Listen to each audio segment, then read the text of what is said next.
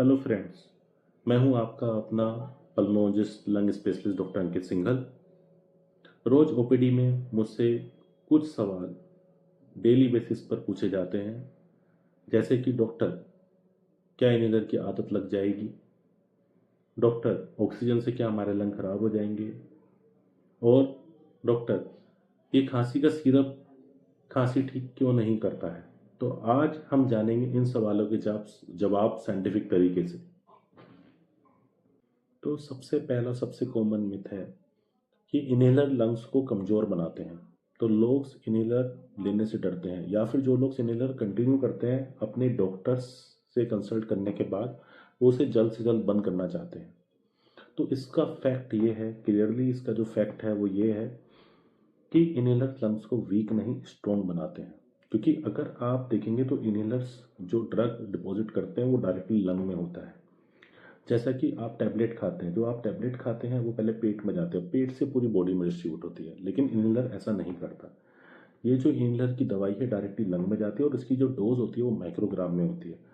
तो ये क्या करती है, लंग को स्ट्रॉन्ग बनाती है। कम डोज ज़्यादा फायदा।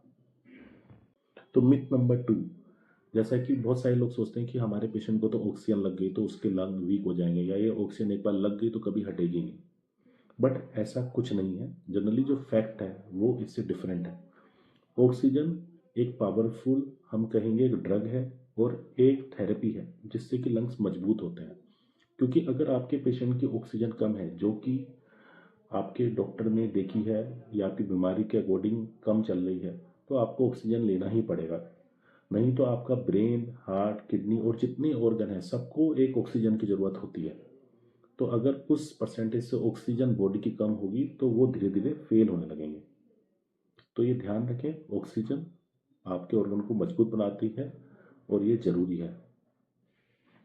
हाँ, मिथ नंबर 3 कि हमें 7 से 10 दिन हो गए हैं और खांसी है और हम 2 से 3 कफ सिरप पी चुके हैं, 2-3 डॉक्टर से भी लिखवा चुके हैं, लेकिन हमें खांसी में आराम नहीं है। तो खांसी कफ सिरप से ठीक नहीं होती। कफ सिरप खांसी को ठीक नहीं करता, बल्कि बीमारी का इलाज भी नहीं करता, उसको दबाता है। तो अगर आपको 2 हफ्ते से ज़्यादा खांसी है तो अपने डॉक्टर से प्लीज़ कंसल्ट करें, क्योंकि आपको हो सकता है कोई इन्फेक्शन, कोई एज़मा, या आजकल जो वायरल इलनेस होती है उसके बाद भी खांसी काफ़ी दिन तक चलती है, बट वो बहुत डिबिलिटेटिंग होती है, तो उसका इलाज कराना ज़रूरी है। तो हेल्थ के मामले में अपने डॉक्टर पर विश्वास करें, ना कि इधर उधर की बातों पर। ठीक है? और जो भी मिथ्स मैंने डिस्क्राइब किए हैं उनसे दूर रहें और अपने डॉक्टर को रेगुलरली फॉलो करें। अगर आपको ये वीडियो अच्छा लगा हो तो मेरे चैनल को लाइक, सब्सक्राइब करें और अपने फैमिली और फ्रेंड्स में शेयर करें, जिससे उनको भी इस वीडियो का फ़ायदा मिले। Thank you very much.